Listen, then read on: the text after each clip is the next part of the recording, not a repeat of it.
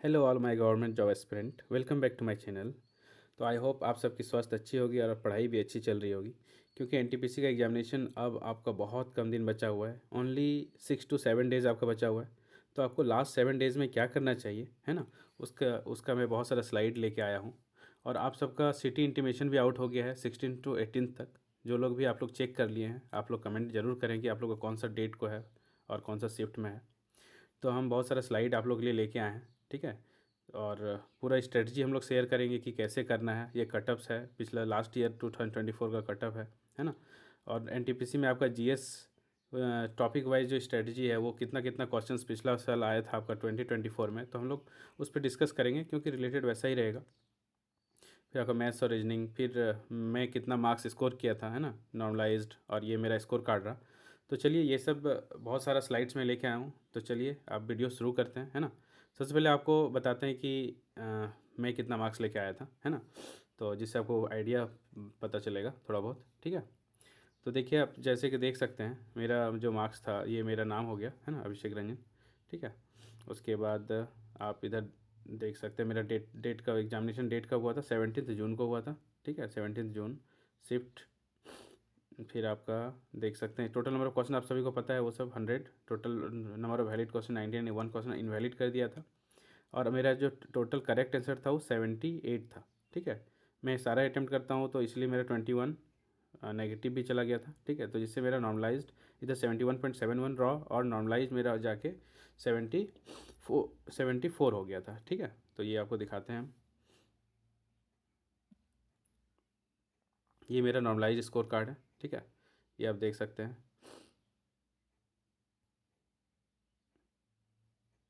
ये मार्क्स मेरा normalise score card है 74.93। और मैं शॉर्ट लिस्टेड हो गया था CBT के लिए, और मेंस में ऑलरेडी दे के आया हूँ। तो चलिए, आप लोग के लिए मैं बताता हूँ कि आप लोग कैसे स्कोर कार्ड आप अपना स्कोर बढ़ा सकते हैं, है ना। 10 से 15 मार्क्स आप कैसे बढ़ा सकते हैं ये 7 दिन के अंदर, तो वो उसके बारे में हम लोग चर्चा करेंगे। थोड़ा सा कटअप के बारे में हम लोग चर्चा कर लेते हैं कि कटअप क्या रहा पिछला साल, ठीक है। पिछला साल आपका कटअप जो यूआर का था, लगभग 72 to 78 के बीच में। जैसे मेरा 74.97 था, तो मैं शॉर्ट लिस्टेड था CB22 के लिए। कहीं कहीं उससे भी कम कटअप गया है, 70 गया है, 69 गया है। तो वो जॉन वाइज आपका डिपेंड करता है। ओबीसी का लगभग यदि आपका इतना मार्क्स था, तो शॉर्ट लिस्टेड हो गए थे, ठीक है। फिर आपका SC ST और EWS का ये सारा मार्क्स है। तो आपको इस बार कम से कम आपको 75 टारगेट रखना है, 75+। तो आपका शॉर्ट लिस्टेड हो जाएंगे CBT2 के लिए, है ना।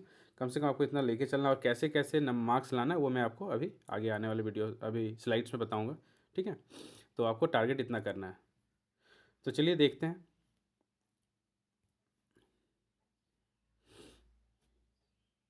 ये आप सभी को पता है, सबसे पहले आपको पता है कि इसमें जो भी एग्जामिनेशन आपका है, ठीक है। ये आपका रीजनिंग का क्वेश्चंस देख सकते हैं। रीजनिंग का क्वेश्चंस कितना है, 30 क्वेश्चंस है, ठीक है।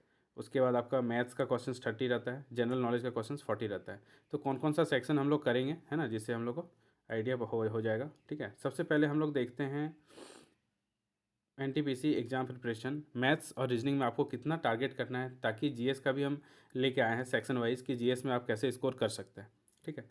तो सबसे पहले मैथ्स का देख लेते हैं। मैथ्स में क्या है, तो मैथ्स में आप देख सकते हैं कि आपका जो स्कोर है, इसमें आपको मिनिमम जो टारगेट करना है 27 करना है, ठीक है। 27 आपको टारगेट करना है।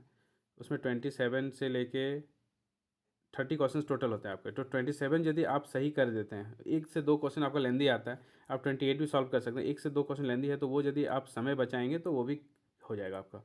और वो लेंदी क्वेश्चन कौन सा सब्जेक्ट चैप्टर से रहता है, वो भी आपको बता देंगे हम।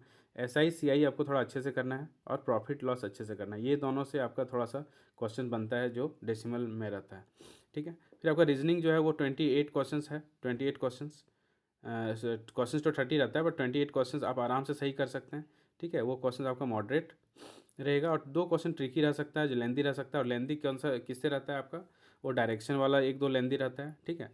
दूसरा आपका इसमें लेंद 1 2 आपका डायरेक्शन में जो रहता है। उसके अलावा एक क्वेश्चन आपका है जिसको पजल बोलते हैं हम लोग ना, वो पजल आपका एक लेंदी हो सकता है, सिटिंग अरेंजमेंट, ठीक है। तो बाकी बाकी आप डुएबल है, 28 आराम से स्कोर कर सकते हैं। उसके बाद हम लोग अब देखेंगे topic wise strategy master GS section, है ना। इसमें आप 35+ मार्क्स कैसे ला सकते हैं, ऑलमोस्ट 35 नहीं तो 30 मार्क्स आप कैसे ला सकते हैं। सबसे पहले वेटेज हम लोग देख लेंगे कि वेटेज, जैसे मैंने आपको पहले भी बताया कि वेटेज करंट अफेयर्स का आप देख सकते हैं, ठीक है। वेटेज आपका करंट अफेयर्स का कितना है, तो करंट अफेयर्स का आपका वेटेज जो है ये 12 to 15 क्वेश्चन है, ठीक है। कंप्यूटर अवेयरनेस का कितना है आपका, कंप्यूटर का है आपका 4 to 5, ठीक है। जनरल साइंस का आपका 4 to 5 क्वेश्चन है। उसके बाद मेनली आपको मैंने क्या बताया था कि 20 मार्क्स का लगभग आपका सिर्फ करंट और कंप्यूटर अवेयरनेस रहेगा, ठीक है। उसके बाद आपका 4 से 5 मार्क्स साइंस हो जाएगा, हिस्ट्री हो जाएगा 4 से 5 मार्क्स, ज्योग्राफी 3 से 4 क्वेश्चन, इकोनॉमिक्स 2 से 3 क्वेश्चन, पॉलिटी बहुत मैटर करता है 4 से 5 क्वेश्चन, ये इंपॉर्टेंट है, ठीक है। उसके बाद जी स्टैटिक जीएस से 3 से 4 क्वेश्चन, इकोनॉमिक्स से 2-3 क्वेश्चन रहेगा, ठीक है। तो ये आपका सेक्शन वाइज मार्क्स है, ठीक है। ये आपको कैसे टारगेट करना है, तो सबसे पहले आपको क्या करना है, करंट अफेयर्स लास्ट 6 मंथ्स का, है ना। लास्ट 6 मंथ्स का आपको करंट अफेयर्स पढ़ना है। उसमें से भी आप देखा जाए तो प्रिसाइजली 4 मंथ्स का बहुत इंपॉर्टेंट है। कंप्यूटर अवेयरनेस आपको पहले मैंने बता चुका है कि कैसे करना है। मॉक टेस्ट दीजिए और उसका एनालिसिस कीजिए, जिससे आपका कंप्यूटर ठीक हो जाएगा। फिर general science, history, geography, economics जो भी इंपॉर्टेंट टॉपिक्स है वो मैं अभी शेयर करूँगा आपको, और आपको क्या करना है वो उस पर थोड़ा सा आपको रिवाइज कर लेना है, ठीक है। उसके बाद आप देख सकते हैं कि आपका मैथ्स में देखिए यहाँ पे क्या है, परसेंटेज ऑफ प्रॉफिट लॉस, ये सब का क्वेश्चन थोड़ा सा इंपॉर्टेंट है। सिंपल कंपाउंड इंटरेस्ट जो मैंने बताया आपको, कंपाउंड इंटरेस्ट भी, इससे भी इंपॉर्टेंट क्वेश्चंस बनते हैं, ठीक है। आपको वो अच्छे से कर लेना है। फिर आपका नंबर सिस्टम, अलजेब्रा, ठीक है, अलजेब्रा से क्वेश्चंस अच्छा रहता है। फिर आपका ट्रिग्नोमेट्री से कुछ क्वेश्चंस आते हैं, ठीक है, वो भी आपको करना है अच्छे से।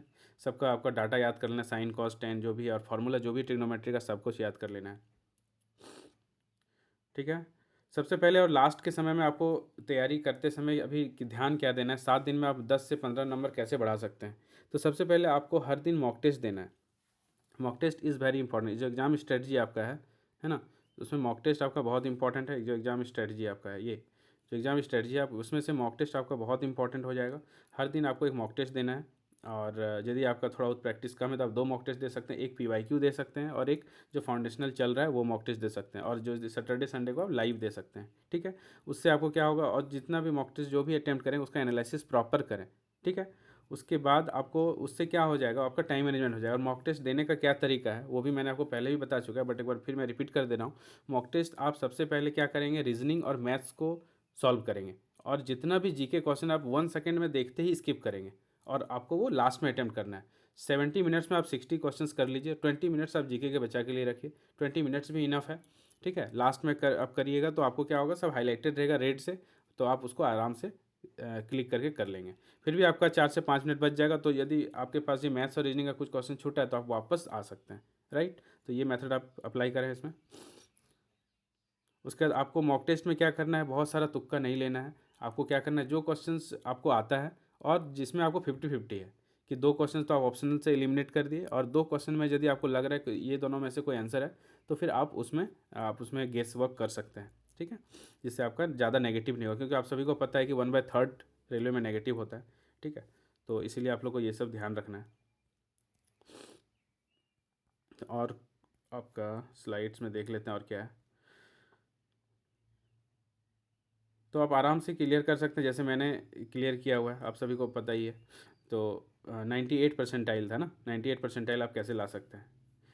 तो इसलिए आप जो जो मैंने बताया टॉपिक वाइज पे ध्यान रखें, ठीक है। मॉक टेस्ट दें, और आप लोग ज़रूर कमेंट करें कि आप लोग जो सिटी इंटीमेशन जो आउट हुआ है ना, सिटी इंटीमेशन जो आउट हुआ है आपको कौन सा डेट को है और कौन सा शिफ्ट का एग्जामिनेशन है, ठीक है।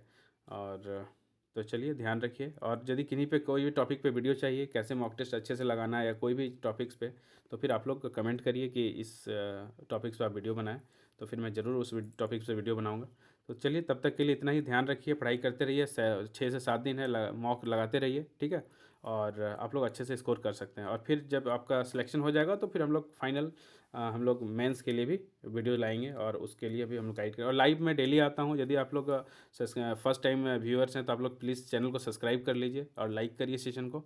और मैं लाइव 10 से 10:30 के बीच डेली रात को आता हूँ, उसमें से आप लोग क्वेश्चंस पूछ सकते हैं, जो भी क्वेश्चंस आप सभी को पूछना हो।